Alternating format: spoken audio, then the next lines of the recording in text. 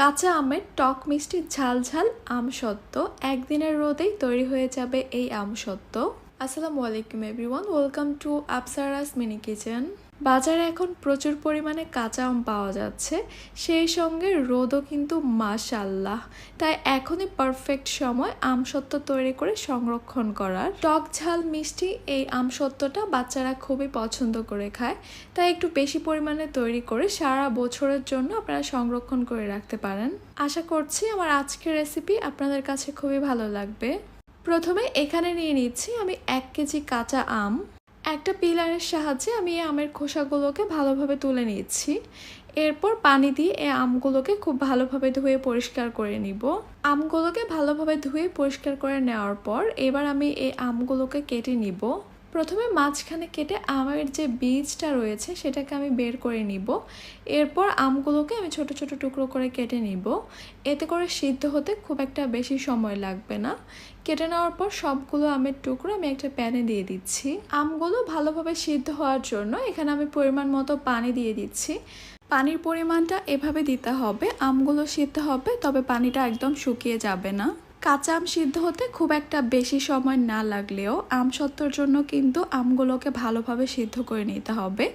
এমনভাবে সিদ্ধ করতে হবে যেন চাপ দিলে গলে যায়। আমি প্রায় 20 মিনিটের মতো আমগুলোকে সিদ্ধ করে নিয়েছি, আর দেখতেই পাচ্ছেন এখন কিন্তু ঠিক এরকম হয়েছে দেখতে। একটু খেয়াল করলেই দেখতে পারবেন আমের যে বড় টুকরোগুলো আছে ওগুলোকে চাপ দিলেই কিন্তু খুব সুন্দরভাবে গলে যাচ্ছে। তার মানে আমাদের এই আমগুলো কিন্তু ঠিকঠাকভাবে সিদ্ধ হয়েছে। এবার আমের এই মিশ্রণটাকে আমি চুলা থেকে নামিয়ে কিছুটা ঠান্ডা করে নিব। কিছুটা ঠান্ডা হয়ে যাওয়ার পর আমি একটা ছাঁকনিতে নিয়ে নিচ্ছি। আমসত্ত্বের জন্য এইভাবে অবশ্যই ছেঁকে নিতে হবে। আমের আঁশ বা আমের যে বীজের একটা শক্ত অংশ থাকে সেটাকে অবশ্যই ছেঁকে ফেলে দিতে হবে। ছেঁকে নেওয়া হয়ে গেছে, আমরা এখন খুব স্মুথ একটা আমের পিউরি পেয়েছি। এরপর আমের এই পিউরিটাকে আমি আবারও প্যানে নিয়ে নিচ্ছি। আর দেখতেই পাচ্ছেন এখানে কিন্তু বেশ ঘন একটা পিউরি তৈরি হয়েছে। আমার এই পিউরিটা যদি পাতলা হতো তাহলে কিন্তু আবার অনেকটা সময় ধরে জাল করে ঘন করতে হতো। যেহেতু আমের এই পিউরিটা অনেক বেশি ঘন, তাই অনবরত নাড়তে থাকতে হবে, তা না হলে কিন্তু নিচ থেকে লেগে যাবে।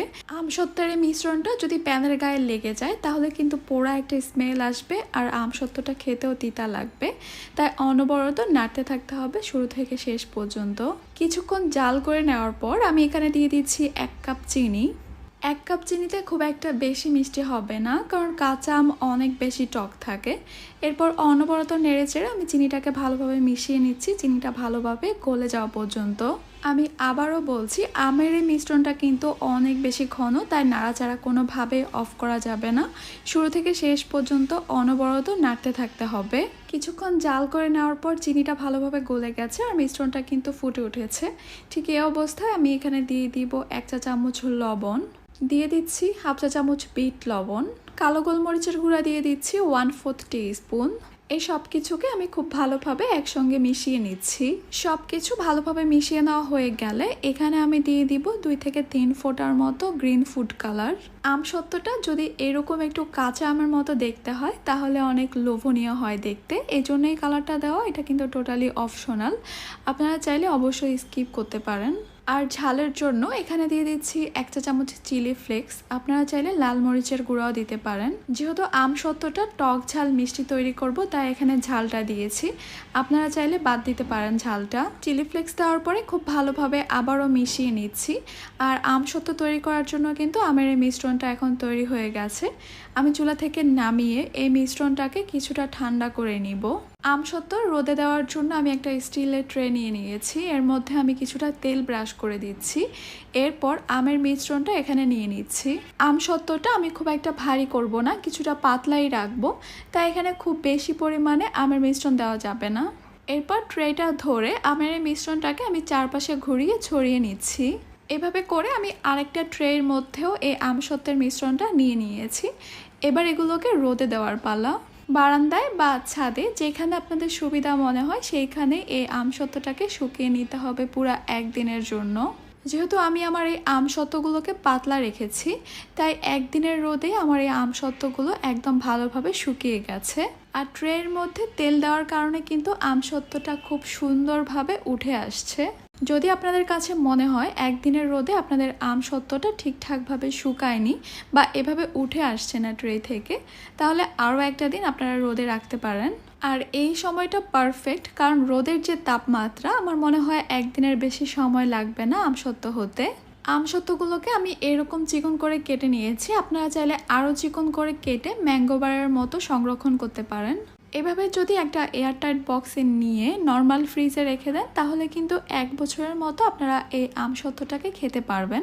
আর দেখতেই পাচ্ছেন আমসত্ত্বগুলো কতটা লোভনীয় হয়েছে। আমার দেখেই কিন্তু এখনই মুখে পানি চলে আসছে। শুধু আমার না, আমার মনে হয় এই আমসত্ত্বটা দেখলে সবার মুখেই পানি চলে আসবে। টক মিষ্টি ঝাল ঝাল এই আমসত্ত্বগুলো আমার মনে হয় যদি কেউ একবার ট্রাই করে, সেই কিন্তু এই আমসত্ত্বটার ফ্যান হয়ে যাবে। এত লোভনীয় আর এত আকর্ষণীয় হয়েছে, আর খেতেও কিন্তু অনেক বেশি মজা হয়েছে। আশা করছি আমার আজকের রেসিপি আপনাদের কাছে খুবই ভালো লেগেছে আর সহজও লেগেছে।